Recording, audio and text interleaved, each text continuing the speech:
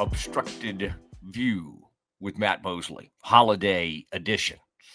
And thank you to Rogue Media and everybody who's been celebrating the holidays. Hope all our listeners and followers, viewers, had a great one. As I set this up today, we're going to share a really cool interview with you that I did on radio, but man, I just felt like it turned into a podcast. It turned into more of a Rogue Media obstructed view situation. So that's how we're going to view this thing. All right. But before I do it, I just watched the end of, as I'm taping this today, the Oklahoma Navy game.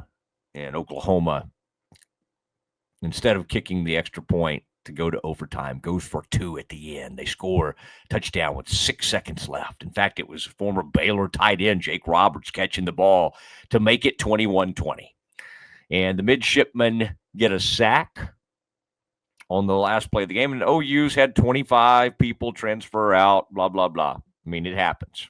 And good for them for at least playing. Marshall, pulled out of its bowl game, and they had to go find Army an opponent and all that kind of stuff.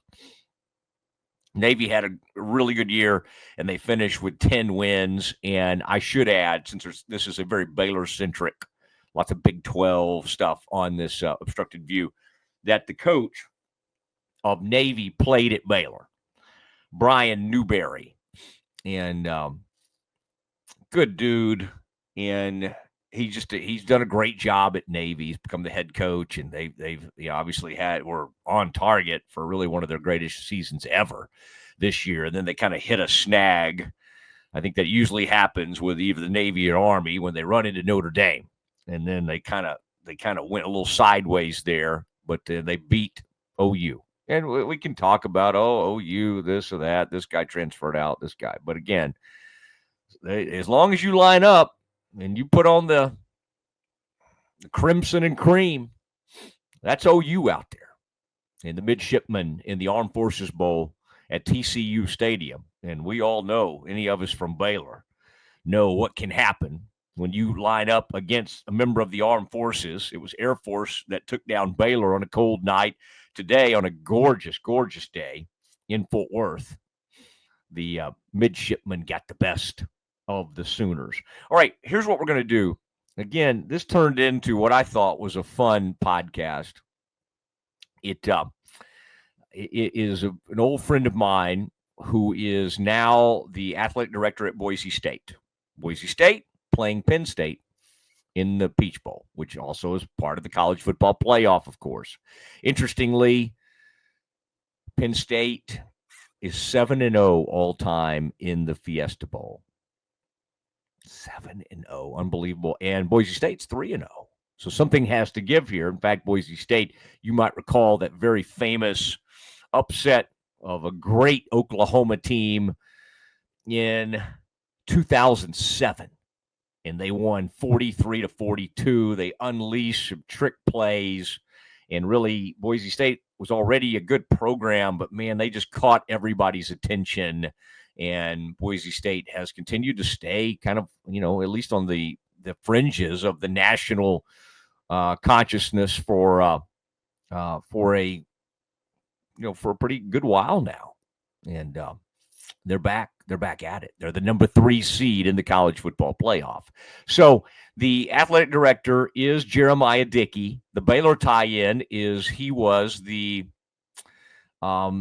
deputy athletic director, the right-hand man for Mack Rhodes, both at Houston, then at Boise State. I mean, actually, he went to Boise State. That was his first, in the head AD job for Jeremiah. But he went there from Baylor, and some of the success that he and Mack had at Baylor, and then the previous success they had in facilities, and hiring Kelvin Sampson, and all the things they did at the University of Texas, all the great facilities and everything.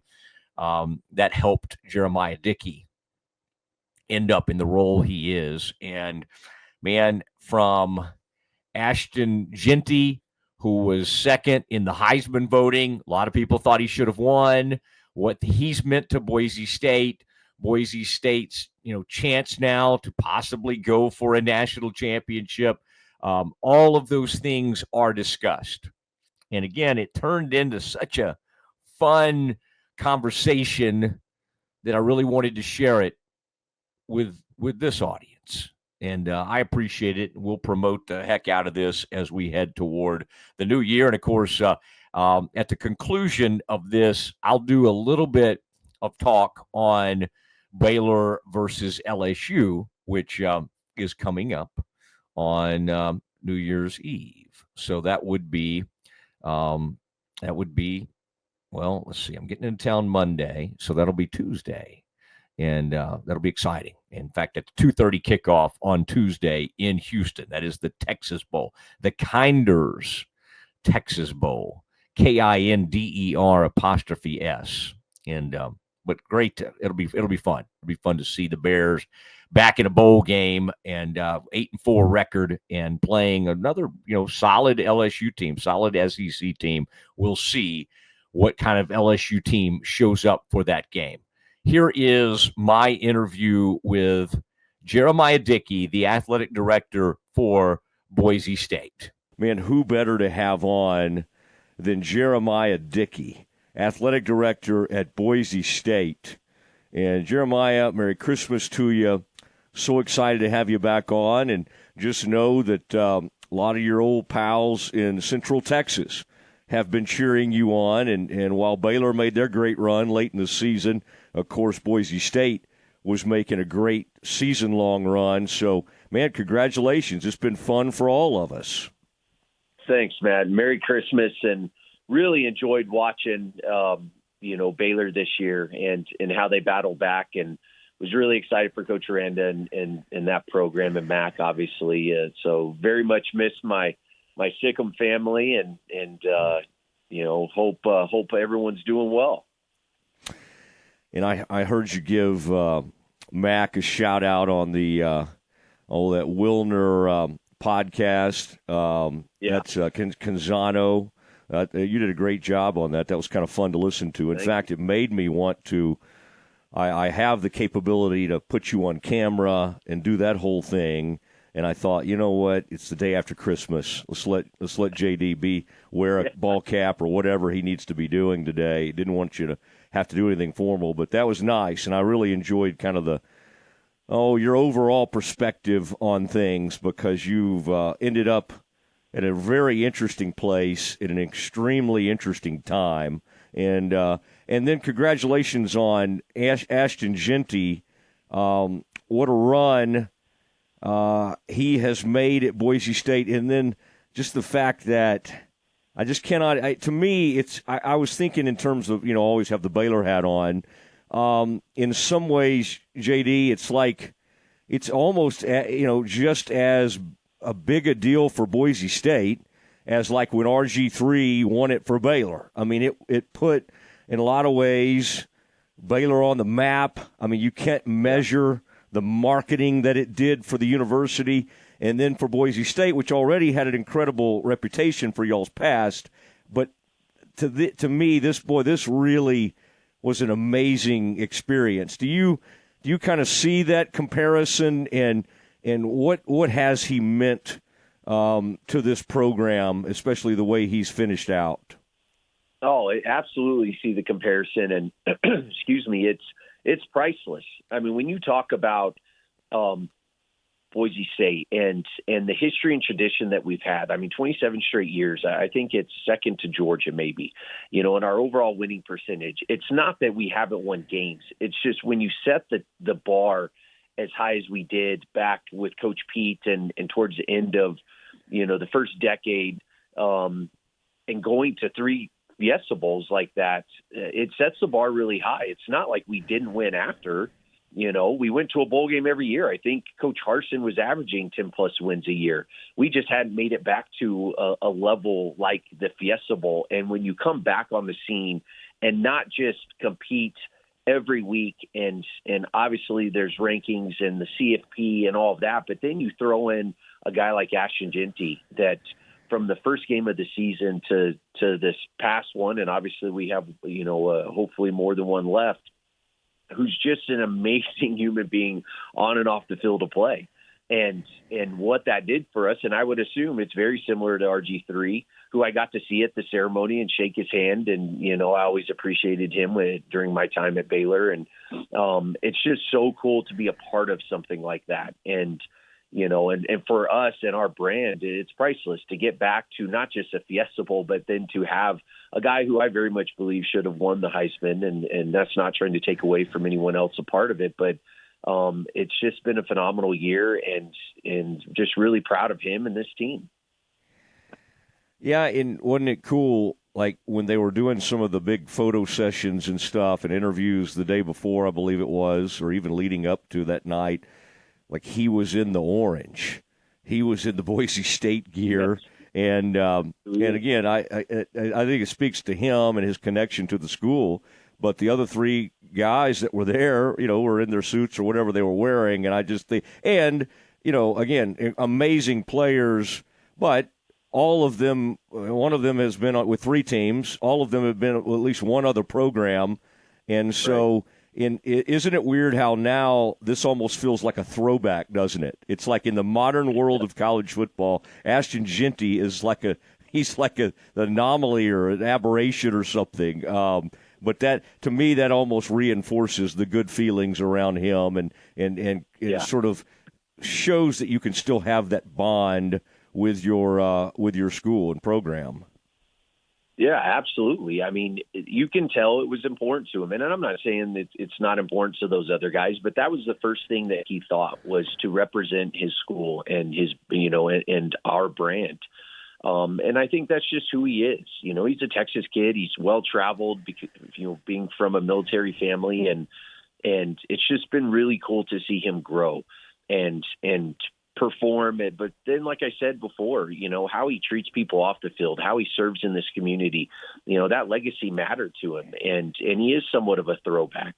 I think that we've lost a lot of what made college athletics really special in terms of fan bases, alumni bases, and that loyalty factor that you get to watch someone grow as an 18-year-old to a 21-year-old or 22, depending on how old they are when they leave and they're out of eligibility.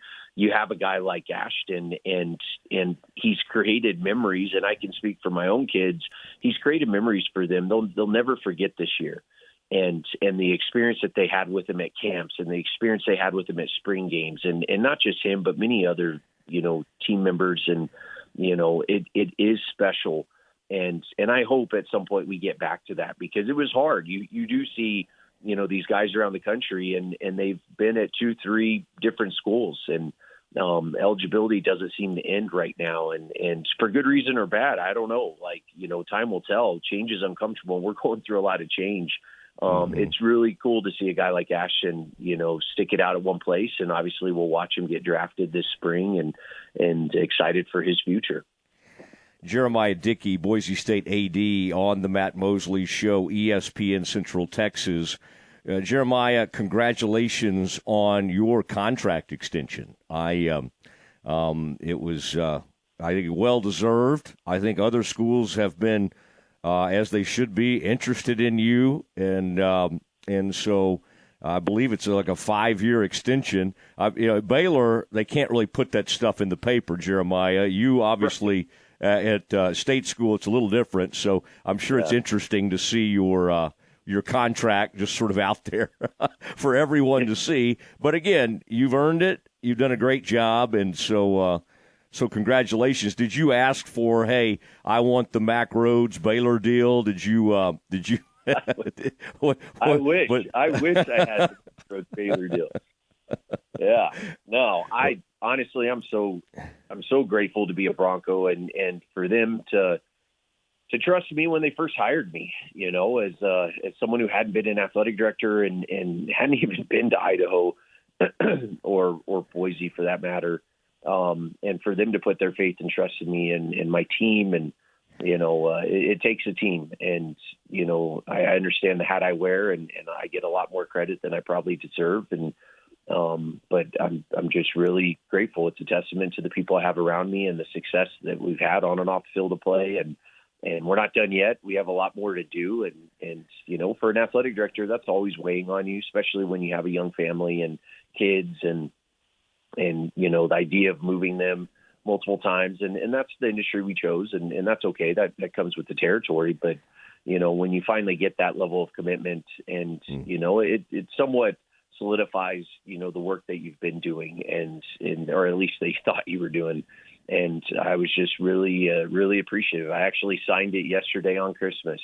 I finally got the long form, and so just really really appreciative of the support that I've received in this community and Bronco Nation, and it goes a long way. My family feels wanted and appreciated here, and that means a lot to me as well, because I'm not always home with my travels and work, and so just happy and excited to get that off my shoulders and move forward. And it is a little uncomfortable, I'm not used to, when you're the number 2 or 3 in a department, no one really pulls up what you make and no one cares.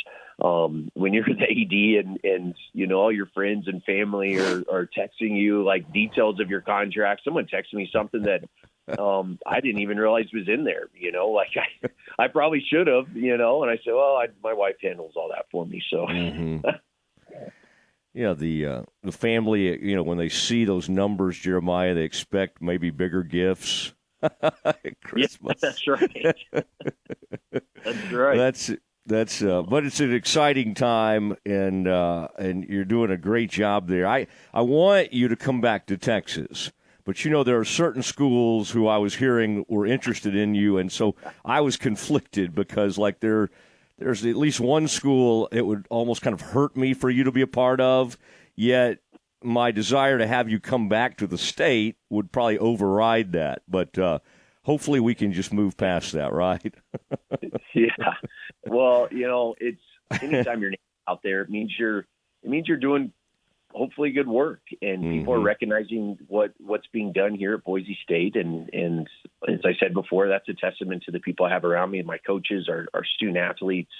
I'm very blessed and grateful for the people I have in my foxhole. And so, as I tell them, because anytime your name's out there, it causes somewhat of a domino, and sometimes that's good. Sometimes it's not, because people worry, and that means you're loved and wanted and appreciated. And so I always face it head on with my team and make sure that I'm transparent and honest with them. And I give them a lot of credit, because my name wouldn't be out there if it wasn't for the successes that they're having and how they're serving and leading their own staffs and their student athletes. And so, time will tell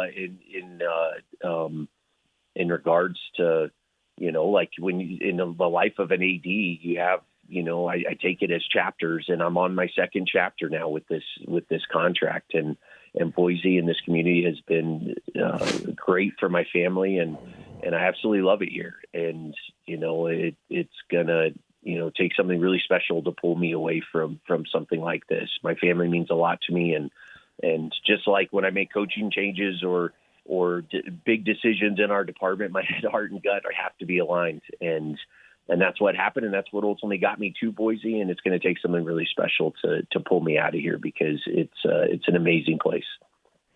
All right, how quickly did you recognize that Spencer Danielson would be the guy to lead the program? I think obviously early returns are incredible, and you made a difficult change because you had a team that was still in contention for something. And, in fact, y'all went on to win the conference title.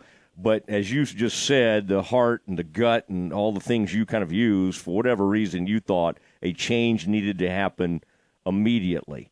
How quickly had you already kind of seen it from being around Spencer and watching him, and you probably needed to see him lead, what he was going to be like as the number one, but had you seen some signs, and what was it during that run that made you go, all right, shut down the national search, we have our guy?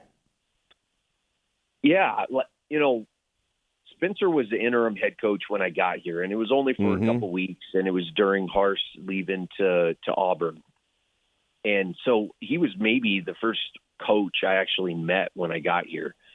And so I had a good relationship with him, but I'm also not an AD that I'm not in the coaches' meetings. I'm not watching film with them. I'm not telling them who to recruit and who to hire. And I hire them to do a job, and my job is to go and serve them and go find the resources. And so it's not like I was hanging out with Spencer and those coaches every day. But you hear enough. Spencer had been in Boise for quite a while. Coach Harse, I believe, had brought him in, and great hire by him. And I think he was a GA, and it was, he's had this impact on people. And so you would hear people talk about him. Well, fast forward, culture is king. And when I felt like the culture had broken down, and that's probably the best way for me to describe, the decision that I ultimately made to go a different direction. It wasn't anything nefarious, but at the end of the day, like, I understood our timeline. I understood the expectations of Bronco Nation, my own expectations. And when it wasn't happening, then the onus was on me to make a change. That's what a leader is, right or wrong, when you make those decisions, because you're always going to be judged on them. I knew that I needed to make a very difficult decision that I don't wish on anyone. You're impacting lives, and not just of those that you're telling, that maybe you're not good enough to be here anymore, but also those that are around those people to, that impacts them and their families. And so it weighed heavily on me, but you make that decision, and it's what's next. And I remember meeting with Spencer, immediately following making that decision, called him in, actually went to his office because I was going to talk to the coaching staff. And I said, Spence, I need you to be the interim head coach, but I'm not going to force that on you. Are you okay doing that? And he said, absolutely, JD, I love these kids, and I want to be everything they need me to be. And I said, all I ask is that we just finish the season strong. At this point, there was like less than a 1% chance we could even go to the Mountain West Championship. So I was just trying to get this team, to a bowl game, to continue that streak. And there was less than a 1% chance to make it to the Mountain West Championship. And then I asked him, will you be interested in this job? And he said, absolutely. And I said, Spence, I just want to be honest with you. It will be very difficult for me to hire internally. Like the culture piece and everything that I was seeing and experiencing, it's like, all right, we need just to change. We just need to change. And I got to go outside of these walls. And he said, I understand, but I want an opportunity. And so I was honest with him. He was honest with me. I said, that's great. I love him, loved him then, loved him now. Said, I'll give you an interview, and we kind of, what's next? I left town with my committee. It was my decision, but I wanted people around me to make sure I didn't have any blinders, and we went to work. And Spencer went to work on his end. And, over the course of, that 3 to 4 week period, I saw, and really it started at that Utah State game that next weekend, and mind you, and I'm trying to remember all the different steps. The next day after this Sunday, so we beat New Mexico. I make the decision. The decision was already made. I end up going a different direction on Sunday. I meet with Spencer on Sunday. The Leadership Council, which is essentially all the, from freshman to senior, a couple of our student athletes on either side of the ball that makes up this Leadership Council that the football program has. They wanted to meet with me. And absolutely, I love those guys. And I met with them and said, guys, I want to hear what you want in the next head coach. Know that it's going to be my decision, and you either going to love or hate me for whatever that decision is. But it's important that I want to hear from our student athletes. My job is to serve, and that's important to me. And so I wanted to hear from them. And like unanimously around this table, everything they were saying, they ended with, the different characteristics, they ended with, and Spencer's the guy. Now, I walked away from that meeting going, holy hell, they are not going to be happy with me because there was no way that I was going to hire internally at this point. Mind you, someone who hadn't been a head coach before and most recently had been the defensive coordinator. And so I knew from an offensive standpoint, and looking at all the data and the stats, it's like, well, offensive coaches traditionally, is where you lean on and whatnot. So I was overthinking at that point. So then fast forward to the Utah State game that weekend, and I'm on the sideline, and one of the guys who was in that Leadership Council meeting, he's standing next to me, and I can't remember, we got down, it was like 7-0 or 10-0 but it didn't look like we didn't start the game really strong.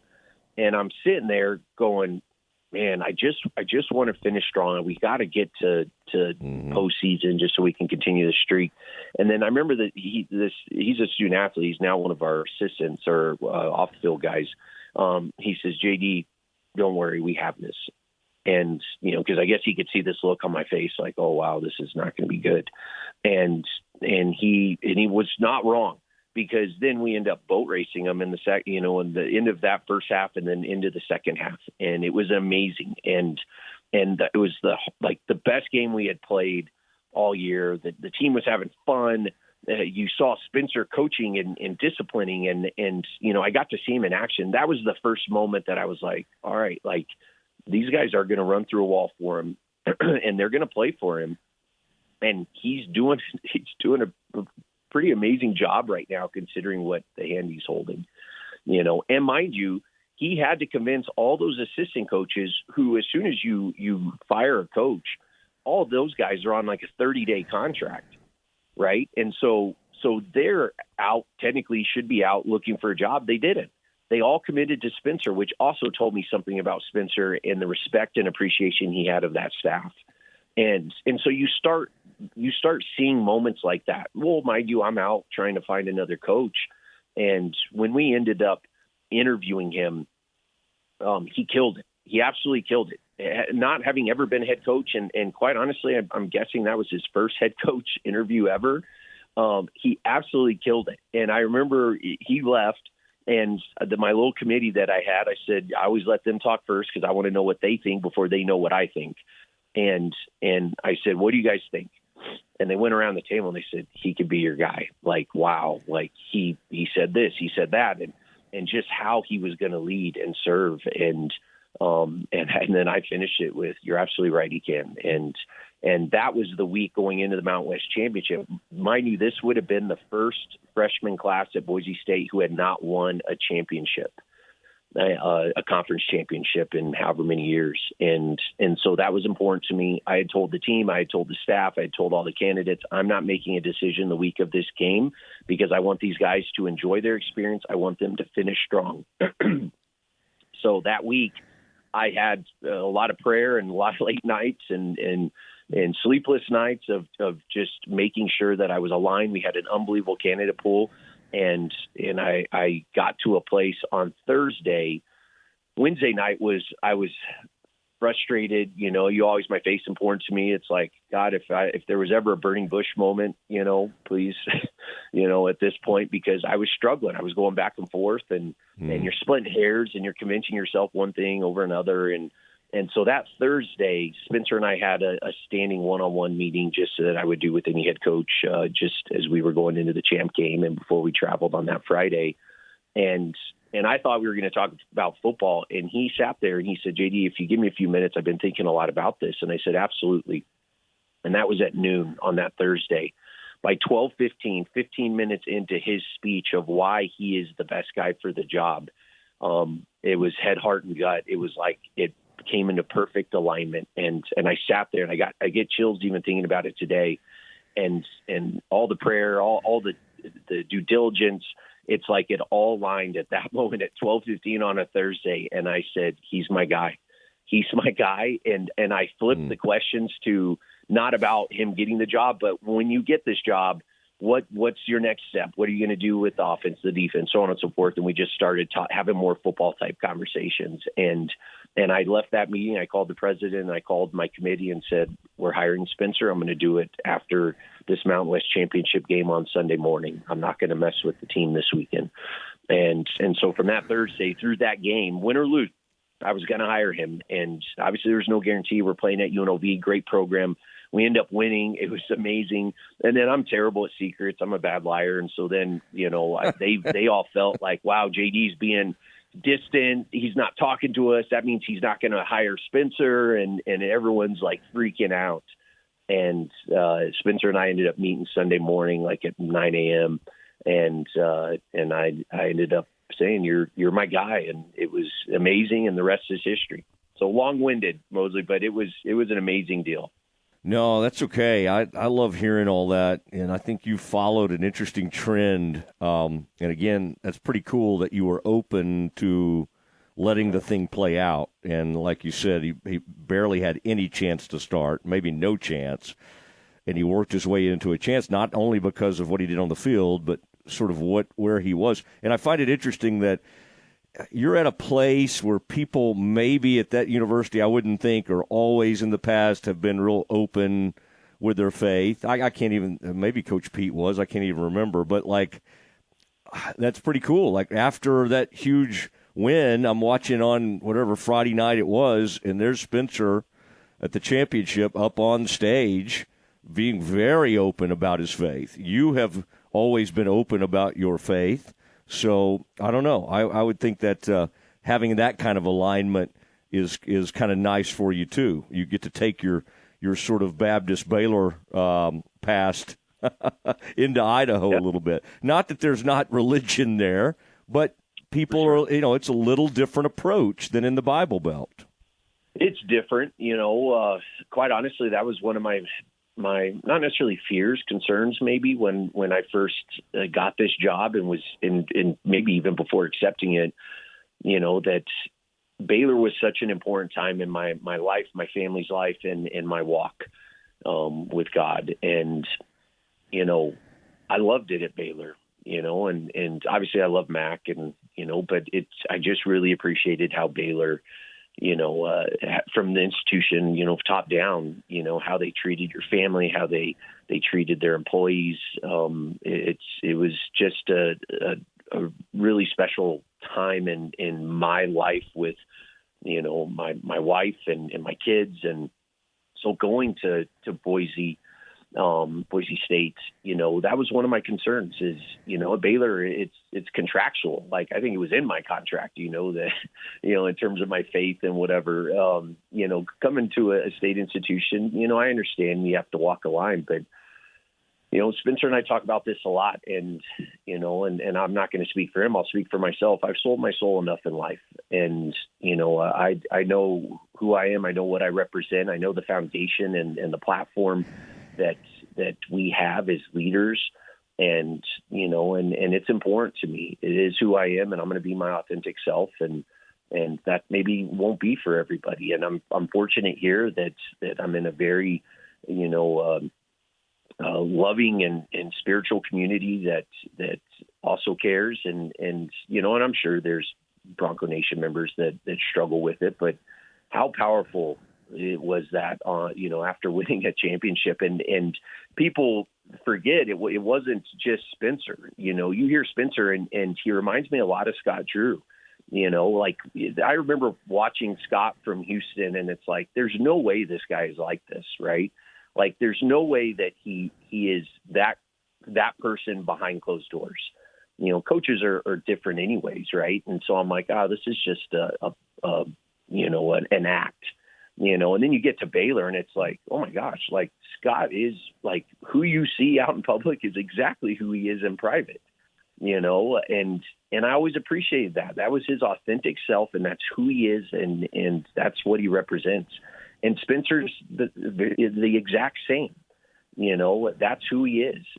He doesn't change for the camera. It's not an act or a ploy of trying to get support or, he absolutely, loves Jesus and he loves that team and he's a true servant leader. And, and in society, and especially right now, I think that's needed and wanted and maybe even desired. And so to see him get up there and he does it after every press conference, he does it, he's consistent, but then to see the players, and a guy like Ashton, that's who he is. He gave his life this summer and Spencer actually baptized him. And it was just a really cool experience. And I still believe that our job is to prepare these student athletes and our staff for life, and it's not forcing anything. It's living out in action who you are. And I think Spencer does that, at an amazing level of living out in action who he is, how he is as a Christian, how he is as a father, as a husband, and then ultimately as a leader. And it was a lot of those same characteristics that when I got in front of that leadership council that they talked about. They said, I don't care if I was on the opposite defensive line, defensive side of the ball. Like, Spencer treated me like I was one of his. Every morning he saw me and said, good morning, and we're going to have a great day. And just little things like that it's just who he is. And it was awesome for him to that's where his heart was at that moment in time. And win or lose, it's all glory to him. And that's important to me and Spencer. Yeah, you got to do those baptisms in the summer if you're going to be out in one of those lakes or something, right? You can't have any winter baptisms. There's something to be said about those cold plunges mostly. So you can. It's a lot more comfortable in the summer, I can tell you that. Well, listen, I mean, y'all have won 3 Fiesta Bowls, 3-0. I was just noticing, and I felt really good about that until I saw that Penn State was 7-0 in Fiesta Bowls. So there's some interesting history, or combined 10-0 in Fiesta Bowls. So something has to give New Year's Eve. But, man, we're pulling for you, and that SMU ran into a buzzsaw. But I think the plan, JD, is just don't throw a lot of, stay away from the pick six, right? I think that'll be a good way to start. But listen, I appreciate you so much. I don't know if I really learned to appreciate you more even when you were gone, because when somebody's around and helping you, even though we really hit it off and became good friends, I didn't realize like what you were doing for me and helping the media really fully until you'd gone. So I just know how much I appreciate you, and I still think fondly, and then it's just been real exciting to see you have this success at your first AD job. So continued success, and happy holidays, and all of Central Texas will be behind Bronco Nation, as you call it. Well, I appreciate you saying that, and very much miss you guys, and miss my Baylor family and all my family in Texas for that matter. It's exciting, and you hit it on the head. Like this, I don't know if we've ever played Penn State. I don't believe we've ever played Penn State before. Both teams undefeated in Fiesta Bowls. Obviously, they've been more than we have. I think they have an amazing team, and they've earned this opportunity. But I think our team is great as well, and if you want to be the best, you got to beat the best, and we're in a position to go out and compete, and I'm looking forward to a great game, and we need all the support we can get. Penn State is legit, and but I know our team is going to be ready, and I'm excited. And I watched that Penn State SMU. I probably watched more college football this year than I have in a very long time, just because we've been in the CFP talk and just trying to see what other teams have. And, that was a tough one for SMU, but how about SMU? I've had some family members go through there, and to go from what happened in the 80s to representing, in their first year in the ACC, in the CFP, they should be very proud, and that's a tough place to play on the road. But how awesome was it to have home games, on campus? That's something that I appreciate now about the new CFP setup, and I can't imagine one day a home game on the blue here. So that being said, Happy New Year and many blessings ahead, my friend, and go Broncos. Go Broncos, that is right. We appreciate you, and there he goes. Jeramiah Dickey, the athletic director at Boise State, as they prepare for the CFP and perhaps a chance at a national title just a few weeks from now. All right, there it was. And, man, just a couple of takeaways there. I just think that's an interesting situation that he found himself in. A team that actually ended up winning the Mountain West, not this not this season, but last season. He felt like there was something wrong with the culture. And with 2 regular season games to go, he fires the head coach. He puts the interim coach in, Spencer Danielson, and he was very upfront with him. And because of the way the coaching staff and everything had been going, he was just like, basically, you have zero shot of getting this. Spencer Danielson had actually been the interim for a little bit before they hired Andy Avalos to come in there. And the team rallied, and Jeremiah, as he talked to his players, and every one of them said this, and this, and Spencer Danielson should be the coach. And after lots of thought and prayer and all that, Jeremiah did pick Spencer Danielson, and you're seeing what's going on this season. Unbelievable run by Boise State, and their only loss was a close loss to the number one team in the land, and that is the Oregon Ducks. So really enjoyed that, and I wanted to share that with you. Now, as Baylor gets ready for the Texas Bowl, the great thing is, there's only been really one. There's been some talented guys. I like Trey Wilson. He was one of the guys that went in the portal. Hated to lose him. Corey Gordon Jr., who I know was going to visit with Alabama.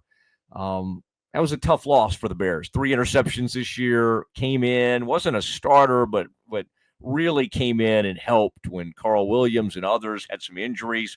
And he's a good player. He's a good kid. I'll miss him.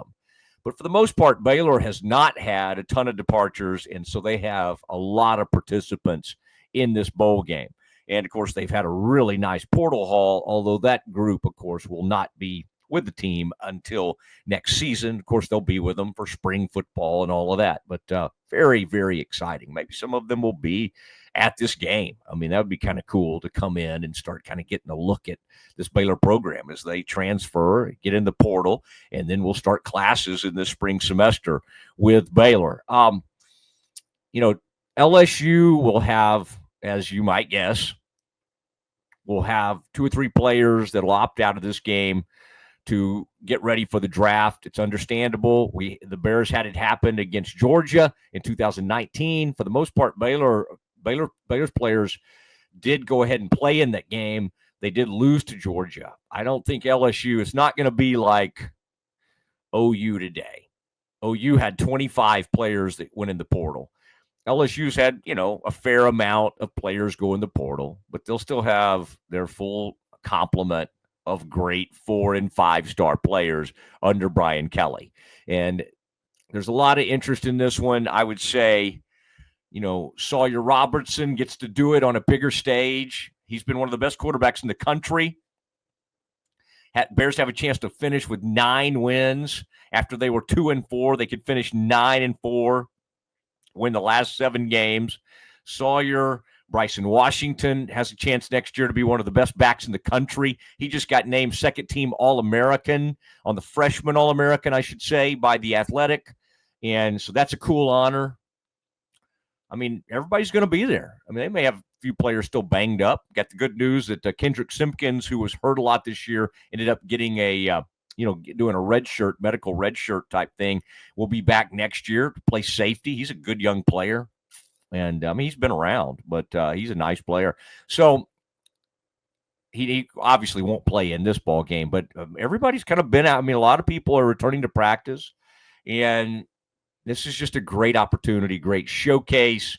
And, of course, since it's New Year's Eve, you'll have the 2:30 Baylor and LSU, and then, the next game starting at, about 6:30 is that game we were just talking about. Penn State and Boise State will get it onto the Fiesta Bowl. So, it's kind of cool. You'll be the lead-in for an enormous college football playoff. LSU starting quarterback, no reason he won't be out there. Nussmeier, and it's a fan base that constantly is wanting a new quarterback. Now, they didn't want one, of course, when they had the Heisman Trophy winner. They had Joe Burrow. They have Jaden Daniels. Those are incredible players. But they, a lot of times, will kind of turn on their quarterback. This guy they seem to like, and he can be extremely efficient. He's also had some really bad games. And will he throw you the ball? He will. He will. And I think that you'll have to ramp up the pass rush. You'll have to be on point. And I think it's going to be a fun matchup. The Bears and the Tigers coming to you from Houston at that NRG Stadium, and we'll all be there, and I'll be there to account for it, Rogue Media, and we'll react to it and have a lot of fun talking about the bowl game, and then we'll get ready to celebrate New Year's Eve. So lots on the agenda, lots of fun things, and cannot wait for that ball game again as we tape here on Friday. That game is Tuesday at 2:30. Want to wish everybody, hope you had a Merry Christmas, and want to wish you a Happy New Year. And thanks to Mike Hamilton, who just works right through the holidays, my good buddy from Rogue Media Network. Thanks to Zach and Corey, Josh, and the whole gang over there. Appreciate you guys, and appreciate everything what you do, especially working through these holidays like we do. But we do it because it's fun, and we like doing these things, and we are appreciative of everything and you guys, and continuing to tune in. So subscribe, do that on YouTube, do it on Spotify, Apple Podcast, Stitcher, wherever you get your podcast. But we'd love to have you subscribe to that YouTube channel. That's fun. And of course, I want to also do a little cross promotion and tell you the Doomsday Podcast, which is our Cowboys podcast that I do with Ed Werder, longtime ESPN reporter. We'll have that as usual. That is a noon start now, Cowboys and Eagles. That game got flexed out of the afternoon time period. So we'll have that game up for you and that podcast up for you by, 6 or 7 o'clock Sunday evening, reacting to the Cowboys versus the Eagles. That's the way we roll. I appreciate everybody who's been a part of it, and Happy New Year to you. That has been Obstructed View with Matt Mosley. Good night.